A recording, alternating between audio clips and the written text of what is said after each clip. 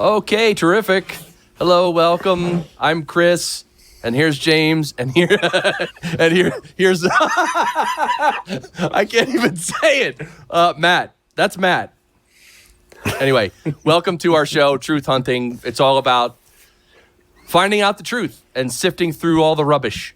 That should be our tagline. Sifting through, or anyway, something like that. So we talk about cool topics, and you could check the show notes to see where to find each of us. But what's our first topic is inflation. Yeah, don't you just love it when all that money, all those dollars that you save in your account over the years, you faithfully try to set money aside and you save up a little bit of money, and then all of a sudden, because these stooges, or they're not stooges, they're criminals running the monetary system, literally inflate the monetary system, and so your value of your savings goes down by like 20%, 30%, 50%. Isn't that great? You guys love that, right? Love it. I did that. Yeah. Yeah. So, it's a hidden tax that no one gets to vote on. And when it does start occurring, and it's very noticeable, I mean, it occurs every single year.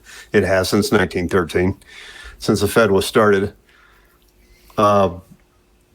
When it really gets noticeable like it does now they're like, it's Putin, it's COVID, it's this, it's that. And it's like, no, please just go look up the definition of inflation, please.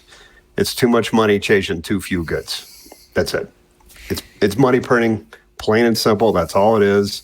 Are there temporary rises in prices of commodities that are, the supply chain is all effed up? So yeah, of course, but that's not inflation. That's just fluctuations in supply and demand. So inflation is money freaking printing. That's all it is. Stop lying. Stop pretending it's something else. Because if they were honest about what it was, then they'd have to do something about it. Right. Well, they'll never do anything about it, because the thing is, the reason they're printing so much money is so they can, like, all the money, all the trillions that have been printed, the elites and the government, people in the government, they're getting most of that money. But the big pharma is getting most of the money. Like, yep. So they're basically printing money for themselves, right? Yes. Yeah, it filters to the elites. And and it's also to cover up their endless spending, social welfare spending, pointless war spending, like we've been doing since the beginning of time. It enables it's enabling the crack addict in DC to keep spending on their pet projects. Right. Yeah, and so we got this, and they always talk about the percentage, right? Oh, how much inflation? And I think they're trying to say it's like 8.4% or something. But this article here, James, you gave us this link, right? Yeah, that's even more comical because it's the CPI, and you notice, if for any of those people that watch news, they always say excluding food and energy, the inflation rate is at. Because nobody uses food and nobody uses energy. Yeah, it's like they take them out. Oh, well, they fluctuate too much. It's like, well, we still have to pay it. So, yeah, and the CPI is totally, if you look at it, it's a huge basket of all these different factors that they take in. And if one of them goes up too much, they lower its weighting in the calculation of the CPI. So if like housing goes up too much, healthcare goes up too much, they reduce its weighting in the CPI so it doesn't affect the rate as much. So it's just a total bullshit scam. Oh. Always has been. Terrible. So we got the link to that article below, but Matt, you think, I've heard people say that they're saying that inflation is 8.4%, but it's really about 20%. And I got to tell you, we went to the grocery store last weekend, and I think we cracked 400 And I don't know if we've never cracked $400, and we didn't. I mean, we bought a lot of stuff. Don't get me wrong, but not more than usual. So, Matt, do you think they're hiding a lot of this as well? Yes. You really can't trust too much of what they say. I mean, literally, it's not directly related, but was it yesterday or the day before when the mask mandates for travel was canceled? Our esteemed president, under 2 hours, publicly said that it should be enforced, and then an hour and a half later said it's absolutely up to the person doing it. So his official stance changed in 90 minutes. That's just like seeing that should just continue to make anyone who has any bit of faith in what the government's saying just go right out the window. It's absolutely silly to consider anything they're saying is legitimate, and that's a really an unfortunate thing, because the average person doesn't have a lot of time to read things, to do the research, to find out what's really going on. So they're really not sure what. Oh goodness, I'm the only one on the screen right now. Widescreen, Matt. Yeah. Wow, too much pressure for you? Wow, dude. No, I thought you two guys like disappeared. I was just going to run the show. I was just start working out. Make it a fun show. It's I just think it's really sort of bonkers that you really can't have any faith in anything. And I've been thinking this for a long time with, for instance, throughout the COVID issues or the illness that cannot be named. Could you really trust any of the numbers that are being, that were given to folks? And you see that now with this inflation, when it says it's 8%, but really it's closer to 14%. It's best not to listen to really what they say, but better to follow their actions. And I think a fair analysis might be, I'm not sure the percentage, but I know all of Congress gave themselves a pretty hefty raise this year, right? What was that percentage? Do we know? 21%. So I thought it was 30. No, it was 21%. So, see, inflation is officially 7.9, 8.4, whatever the hell it is. Okay, but they need a 21% raise. Well, why? That seems a little off there. Maybe the inflation rate is not what they say it is.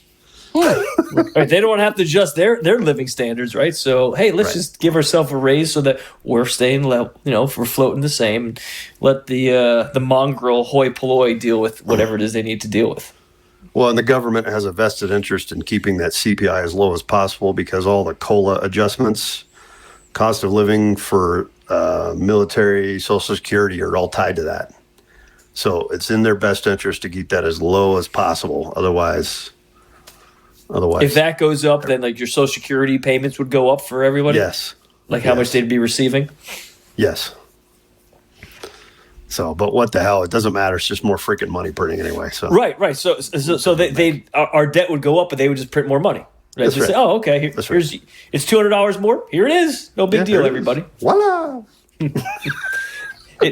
I'm sure you guys saw it.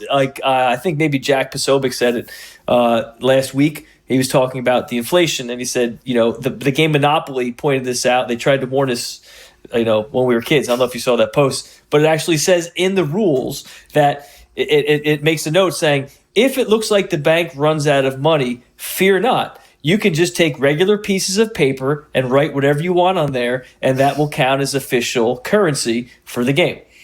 And until the bank gets its money back, it can continue to just create its own sort of currency based on any sort of paper it wants. And so we're living that now. It's wild. Yep. Oh my God. So speaking of inflation and the monetary system and everything and all the nonsense with inflation and money printing, that's why we should all be making sure we check out Bitcoin. Oh yeah. So you can see Bitcoin is doing well. And so look, this is the chart, this is the price, but and James, I know you're a crypto investor as well. We've learned from being in crypto enough that you don't watch the chart every day. Like, this is a long game. This is like years. The crypto investments are going to play out over years. So you can't really fret about what's happening today or yesterday or tomorrow. Yeah, it depends whether you're an investor or a trader. I mean, good on those people that are traders that have to watch the charts like 24/7, or at least their bots do. So yeah, and a lot more big companies are buying into Bitcoin and states and foreign countries, governments and everything. So like a hedge against inflation, Bitcoin is easily the most promising potential. Would you agree with that, James? Yeah, all the momentum's on their side. It's got the biggest network effect and it's got the biggest adoption. Although there's lots of other good ones, Bitcoin is the king for sure. Right. All right. So should we talk about? Oh, this is, I don't know. I'm sure Matt, you saw this, but this is one of the greatest things I've seen in a long time. This is somebody who is taking it upon himself or herself to go way out of the way to cause so many headaches for the IRS, and I love it. Don't you guys love this? Is this the greatest thing you've ever seen? This is using the government against itself. This is great. This is if it's legit, it's fantastic. Yeah, true. It's giving people lots of good ideas. Lots of good ideas. Yeah, so I'll read it real quick or skim at least the first half. I have a bot running 24/7 buying and selling for zero target profit just to waste IRS manpower and money. I print and send the IRS all the documentation about my trades in paper form to stop them from automatizing the process with the computer program. I mix blank pages, double print, ghost print, or mark and write in them just in case they have a way to scan them in quickly. And that's just so they have to actually look at thousands upon thousands of pages one by one. And he draws funny things in the there as well. I mean, it's just like you said, Matt. I hope this is true. I don't know if it is, but you know what? Remember that guy who he got fined by his local government, and he paid his fine in pennies. He brought in literally a huge bucket of pennies, and they wouldn't take it. They said, "No, we're not taking it." And he said, "Look, it's legal tender. You have to take it." And they're like, "No, we're not taking it." And I don't think they took it. This reminds me of that. There was a story maybe last year. It's along the same lines of just the absolute, just the final, Italian salute to someone. It was a guy making his final child support payment. And he filled I think it was a pickup truck or a dump truck full of pennies, drove it onto the front lawn of Lay's house and dumped it there, and then drove away. Here's your payment. And then took off, and I mean, he got ripped apart, and he had to take it back. But it's just what a fabulous send off. Here it is, enjoy. Yeah, but I guarantee you're right, Matt. I probably the IRS, even if they got that amount of paperwork, they'd be like, "No, you can't do it this way." Yeah, I wonder. That's what I'd like to see is the IRS's response to that if it's legit. Yeah. It's like, you're going to have to provide this to us in, Excel spreadsheet or form or TurboTax or whatever the heck it is. And otherwise we can't do this. So, but I love the thought. It's sand in the gears. It's using the government's, they waste our time. This guy's trying to waste their time. They waste our time. They're stealing our money. They're flushing it down the toilet, and they're inflating what we have left. And it goes to them. So, how much more do you need? How much more are you going to put up with here? So, just that we have to waste their time. What if we all did this? Yeah. It'd be awesome. But from a higher level, it's really dumb. But it's guys like that being dumb to point out how dumb the other guy is, right? That's what it is. It's like none of us wants to do that, but when you're faced against the government, which seems to be this immovable object with all power, like Elon Musk said, they have a monopoly on violence, and what can you do? Because anything you do, they're gonna pound you for it. So, got to find creative ways, and that's a creative way. that's a creative way to fight back against the man, whatever you want to call him. So Yeah. yep, love it. When I was a teacher many years ago, it's so fantastic when people are creative enough to do this sort of stuff. I was an English teacher, and kids had some sort of writing assignment, and whatever it was, I was pretty specific in my rules, what it had to be, how many page, how long it had to be, how many words, etc. So this guy, he wrote, I think it was a 6-word sentence repetitively the entire time to fill up how many words it was required. And because it wasn't against the rules, I couldn't penalize him. And I actually said, that's really creative. So you get a great passing grade. However, it's now a rule and no one else can unfortunately follow through. But right. I've always been impressed with that sort of creative outside the box thinking of, and so I sort of reward that stuff. So a guy like that, I think it's really super cool. But like you said, Bob, it's all that time, energy, and effort. Imagine if he put that into something else, a more positive endeavor. And it's unfortunate that he has to make a point by doing something so ridiculous. But that's the only way to make a point. It's the only way to say, like you said, James, you're gonna take all our stuff. I saw a great meme. It said it was a guy said, "Here's my offer. You give me 40% of your income." And that's what you give me, and what you get is not going to jail. Yep. That's a terrible bargain. And we're going to steal whatever the 60% you got left. We're going to steal parts of that too. Oh yeah, nickel and dime you to death. And we're going to pretend like it's something else. So, not me stealing. What a mess we're in. This government, and I mean, in some ways it's great. The American system, and other ways it's horrible. It's what a mess. Well, it really comes down to, I think, I have a friend of mine at the gym who voted is relatively young, college graduate a few years ago, smart person, but very empathetic, so therefore a pretty hard liberal initially, and voted, unfortunately, in a very bad manner recently. And over the course of the last 2 years, I've really helped educate her to understand that the decisions that you make impact others, and it's unfortunate, but it's like they like folks in her situation, millennials I call them, right? Because she tends to be. I think that's what she falls in that category. It's such a lack of information. It's such a lack of real knowledge. Like she doesn't pay any real bills. She doesn't have any sort of property tax or any of these sort of things. So she doesn't understand that when you get, when I say, oh, the government takes your money, she's like, oh, that's great because they pay for things like roads and stuff. And then I have to break it down. You're paying your income tax. Then on top of that, you get your property tax. On top of that, you get your sales tax. On top of that, if you have a business owner, you have your business tax. I said, at the end of the day, for every dollar you make, you're maybe only seeing 40 cents. And when you break it down, she's like, that's really awful. I'm like, yeah, man. So stop doing what you're doing at the voting booth. I'm gonna take issue. Go ahead. Sorry. No. That's it. Oh, I was just going to say, I'm going to take issue with the word empathy. Right. How is it empathetic to steal from your fellow man for things they don't want to pay for things you're interested in? How is that empathetic? Yeah, it's a false empathy. Yeah. Well, it's like a low information empathy. It's like a puppy dog. Oh, I feel bad. But they do not think about the consequences and the consequences of their actions.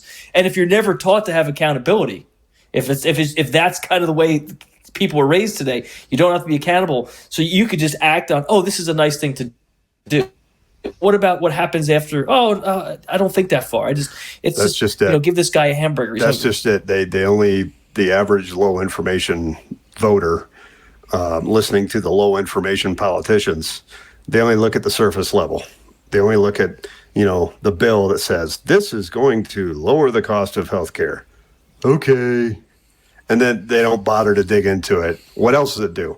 Well, it does all these other things, but you don't worry about that. The regulators the 1,500 different regulators that worked on Obamacare after it was passed that wrote whatever the hell regulations they wanted to. We don't need to dig into that. That's too complicated. So they're doing the right thing. But yeah, they look at the surface. They don't look at the secondary, tertiary effects of that bill, and it's trickled down, not trickle down economics. It's getting shit on. Right. trickle down. Yeah. Yeah. It's something's trickling down for sure. Speaking of low information and superficial empathy, we have this story about this woman. Let me make it a little bigger, but this woman apparently transitioned to be a male at some point in her, probably several years ago, but then detransitioned and now she's a female again. And so as you can see on the screen, it says ex-transgender Helena Kirshner, and she's talking to Tucker Carlson. I wanted to play a little bit of this, but for a very interesting reason. But I will say that I've been on Twitter a lot on our Truth Hunting account on Twitter, and I've been. If you don't follow us on Twitter, definitely do, because we retweet a bunch of really good information that the corporate media and legacy media doesn't cover. And I saw this on Twitter, and a lot of the stuff on Twitter is insane. How a lot of these younger kids in school are being transitioned to change to be transgender, and it's so many people in the educational system are suggesting and pushing them and enticing them to do it. And it's these are kids, right? You have to remember, they can't, a lot of them, they don't even know what's bullshit and what's not bullshit. So it can be hard. And so, how many girls go through a tomboy stage at some point? Exactly. And now they could be handed, testosterone or whatever the hell. Yeah. Or just because they like to climb trees. Yeah. Or cut off parts of your body. Right. And so listen to this little excerpt here. But you felt what every young woman I've ever met felt at a certain age, which is uncomfortable with yourself. And it feels like you were exploited at that moment of weakness. Yeah, absolutely. I mean, as you said, it's completely normal for not only young girls, but often young boys too, to feel uncomfortable with themselves, uncomfortable with their body. But we have this ideology that is especially prevalent online that says that if you have those feelings, that means you're trans. I mean, there are literally people who say, if you don't even like your voice on a recording, that's a sign of gender dysphoria, and you need to go see a medical professional because you're trans. Okay, that's it. That's the line right there. Can you believe that? If you hear your voice on a recording and you don't like the sound of your voice, that means that's gender dysphoria. That means you probably are trans. Dude, I'm an audio guy. Let me tell you something. Every single person, not most people, not almost every person, I mean every single person I have ever spoken to in my life about hearing their voice off of recording, every single person has not liked the sound of their own voice. I have never met anyone who said, oh, that's my voice? Oh, sounds pretty good. Everyone always cringes and is like, oh my God, that's what I sound like? Oh, that's horrible. Mm-hmm. And now you have these teachers telling kids that? Dude, that one got me. That got me right there. That's too much, man. This is criminal. It is. And it's, my theory is that it's a effort to just confuse the hell out of every single person as much as possible. That's since all this BS started a couple of years ago. Everything they're talking about just makes no sense. It just makes no sense. It's just gobbledygook. And it's on purpose. They know it doesn't make any sense. They know they shouldn't be normalizing pedophilia. They know they shouldn't be calling everybody that, has a squeak in their voice. Oh, you're a girl. You're a girl. They know this doesn't make any sense. It's on purpose. It's on purpose. Scary, man. It is. Yeah, and the the vax and all the heart attacks that are happening now. It's like with young people, teenagers and younger. It's like who never needed anything ever because they weren't in harm's way at all ever. Mm-hmm. It's, I don't know, man. This never had a cardiac issue. Never had a cardiac issue. And then you have all these articles normalizing it. If you're over 60, you could have a heart attack any moment. If you don't sleep enough, you could have a heart attack any month. If you have it's worse than fried that. chicken on a Tuesday, you could have a heart attack. It's worse than that. It's like, hey, heart attacks in kids are not as uncommon as you might think. And strokes. Yeah, strokes too. I mean, dude. Yeah. These people, I'm telling you right now, these people, I'm talking spiritually, universally, whatever it is, they're going to get what's coming to them. And I'm not calling for violence or anything, because we don't have to deliver anything. The universe is going to deliver, because they're ordering it, and the universe is going to deliver. You can't avoid that. You can never avoid that. That's what I don't understand. That's the lack of, that shows a lack of wisdom with most people, that they don't understand that. If you think you can get away with something in your life, if you think you can not brush your teeth for 10 years and think that, you're not going to have any cavities or anything, that's retarded. That goes for everything in life, right?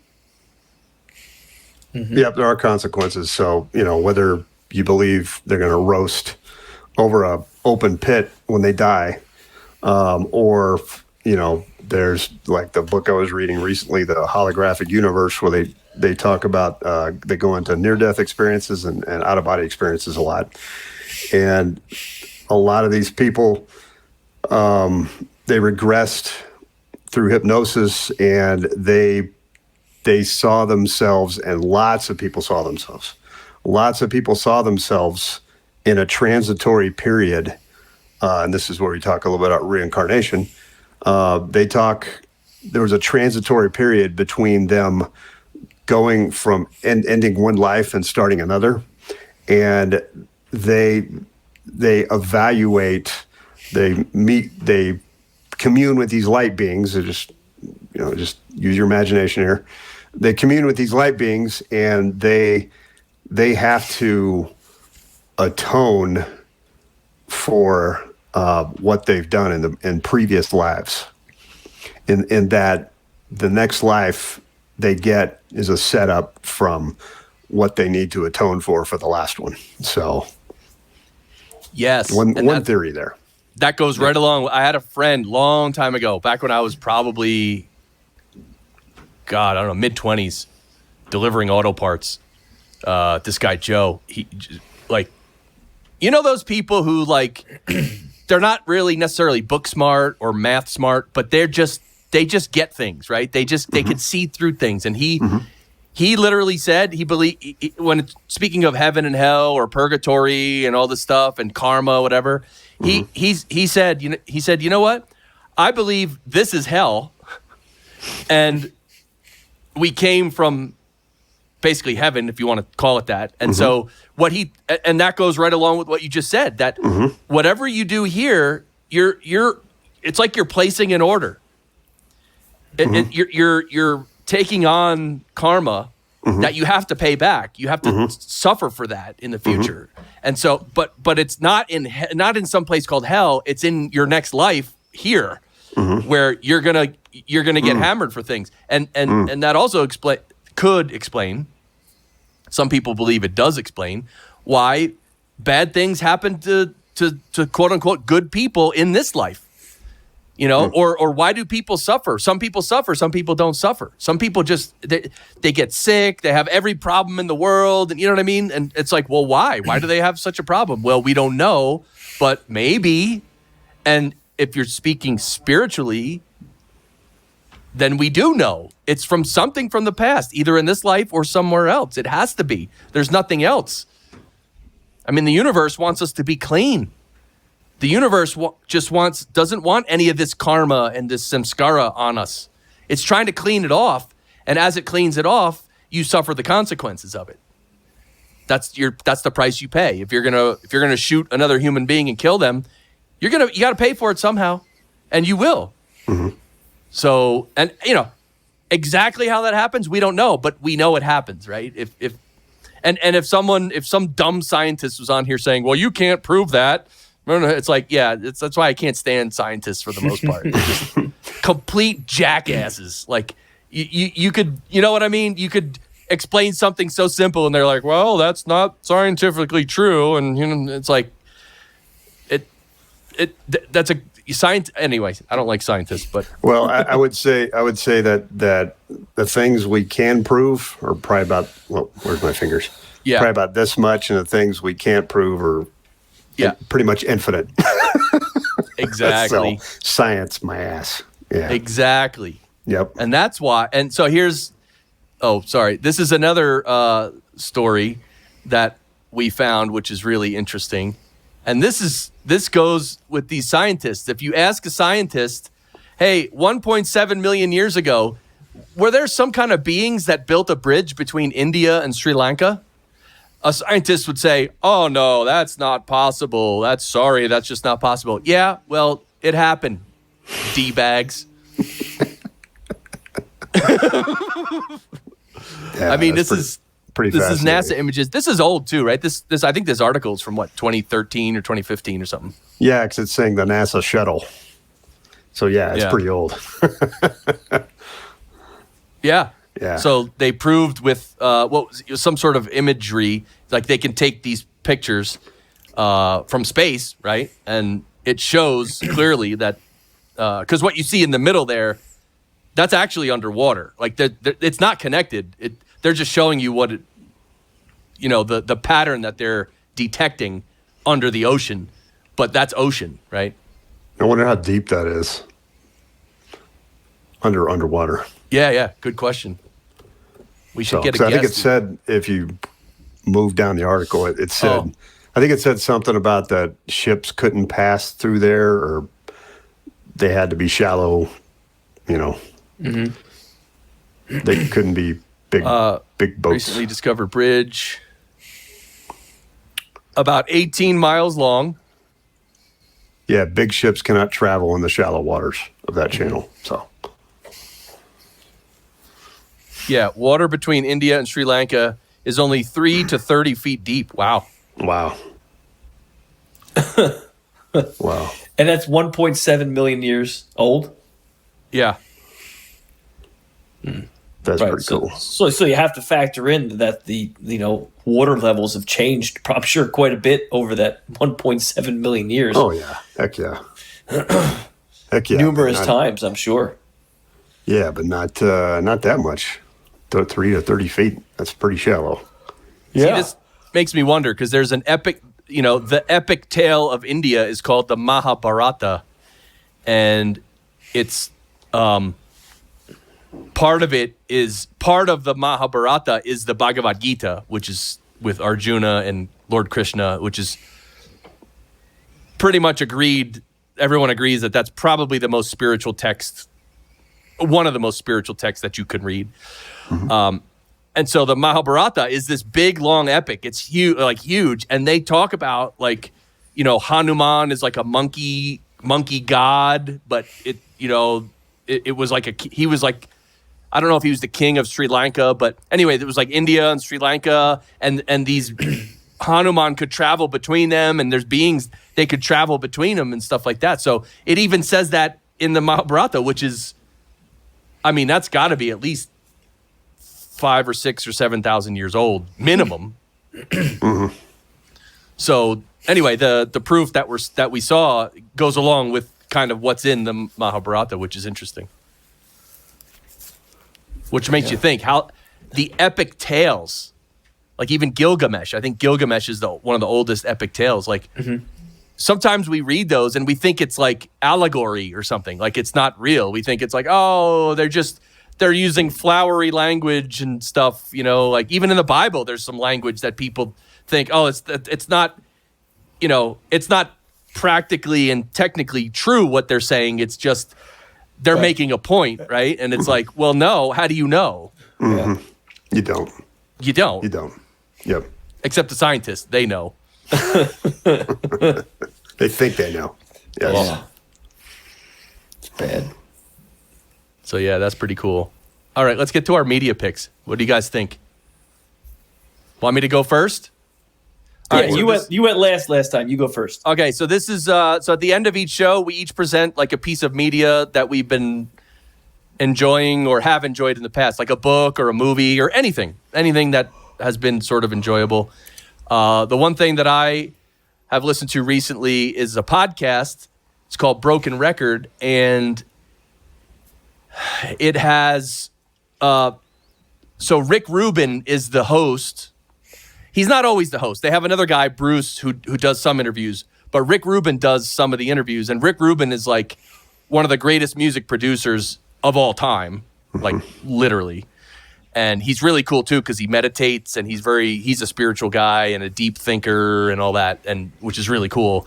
And he's made many records with the Red Hot Chili Peppers. So over the past like a couple weeks, they've put out 4 different episodes, and he pretty much interviews each member of the Chili Peppers in a different episode, sort of, because Flea and Anthony Kiedis are on the same one, but then there's a whole nother one with Flea, and then there's one with John Frusciante, and then there's one with Chad Smith.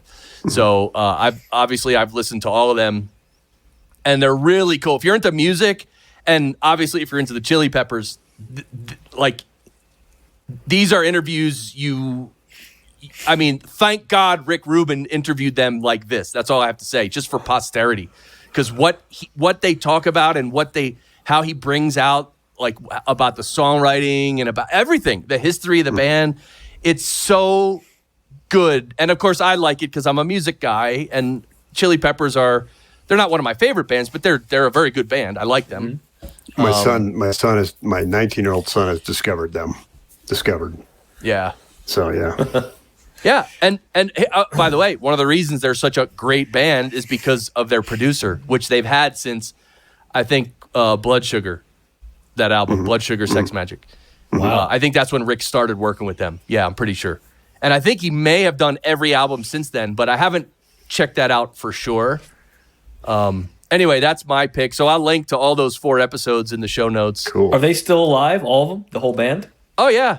In fact, they just finished... they're coming out with a new album. They just finished working on it, and part of working on the new album was they basically wrote, I think, and recorded almost 50 songs for this project.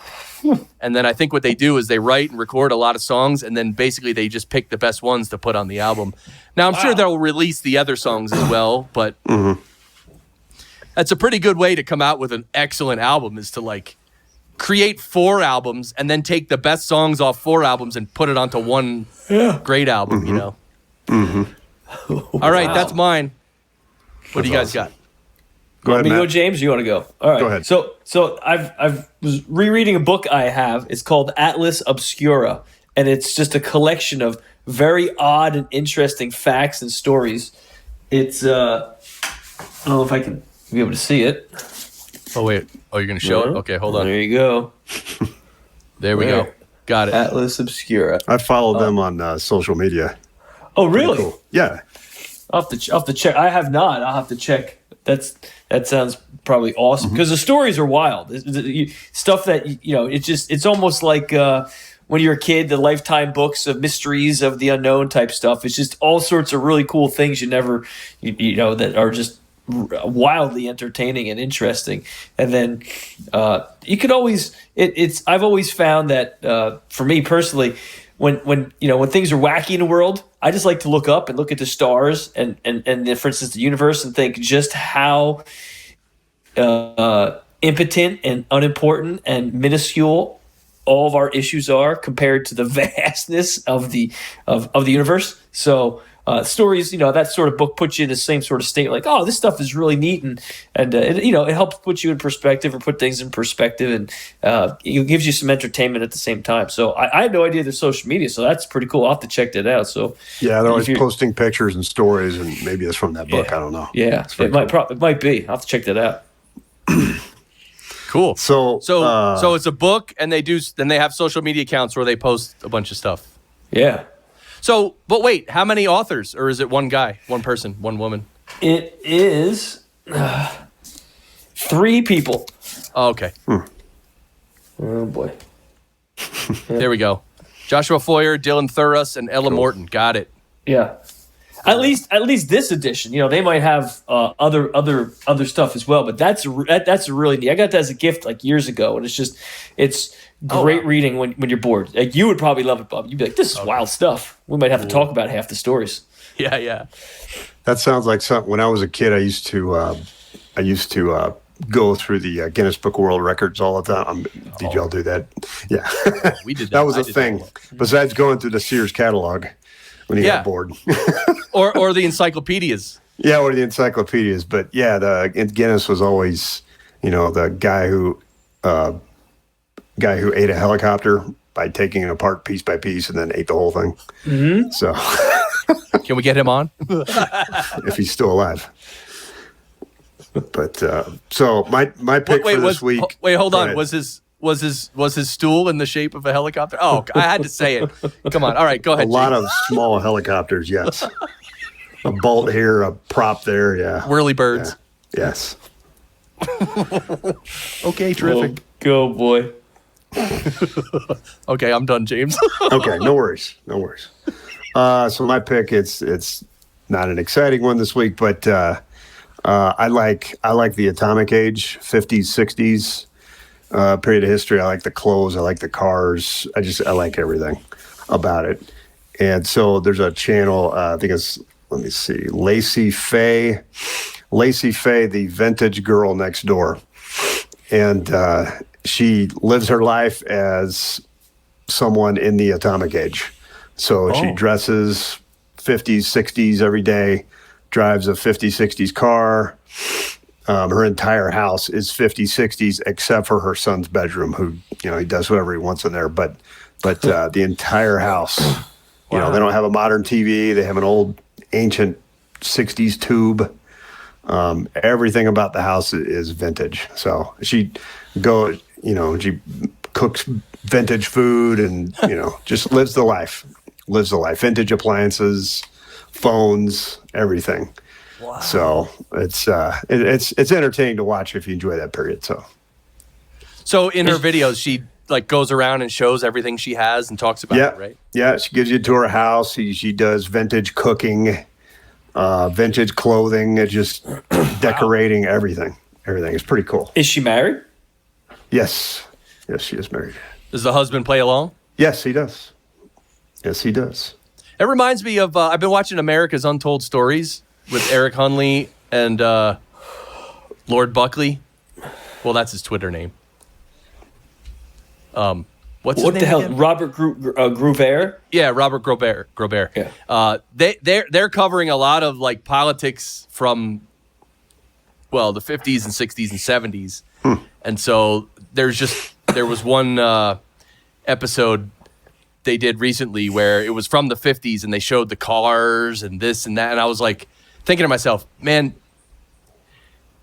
in so many ways it was a different world, right? But in another way, it's it wasn't that long ago, and there were people just like us, in essence. So it was very different, but in a way, it wasn't different. It's hard to think about, right? Yeah, it's just amazing how fast things have changed. Just in the course of a few decades. Yeah, couple generations. It's just like we're talking about. That's men are women and women are men now. So. Hey now. Well, James, your voice sounded a little high before. Maybe. Yeah. Sorry. Yeah, James. You're gonna have to get that bottom surgery. I think so. Get the moves adjusted. Oh, always makes me think of Salty when someone says top surgery or bottom surgery. It's my gosh. If I didn't laugh, I would cry, right? You really would, right?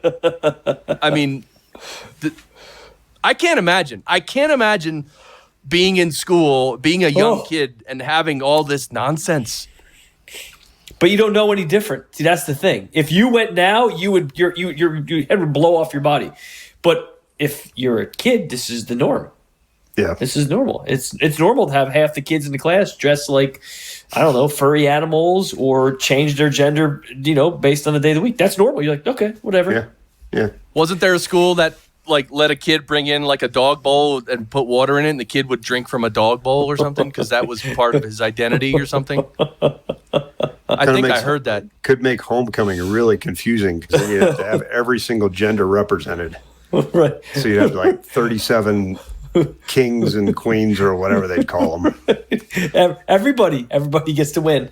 Everybody wins. Participation ribbon. Yeah, it's amazing when you think about it. You think about like you're talking about the how things are different. It's the rate of change has increased to such a degree. It's almost a logarithmic. You know, what used to take 2 years can take 2 weeks now in terms of how fast technology is. Really, technology is driving that. Technology, drives culture. So your technological change is skyrocketing, yet I guess, societal decomposition is occurring. I would say, almost in a parallel manner, but in the opposite direction.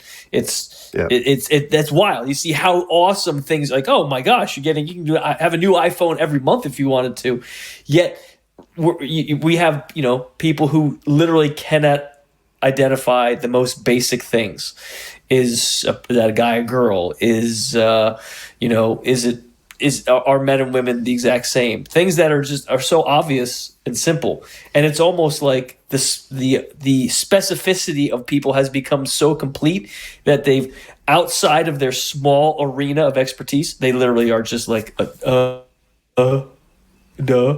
Like that's literally. I don't know. I have no idea what the answer is. I can only tell you about how to make this cup, because that's what I do. I'm that good at making this cup, but. Is that my son? I don't really know. Someone tells me what that is. I don't know.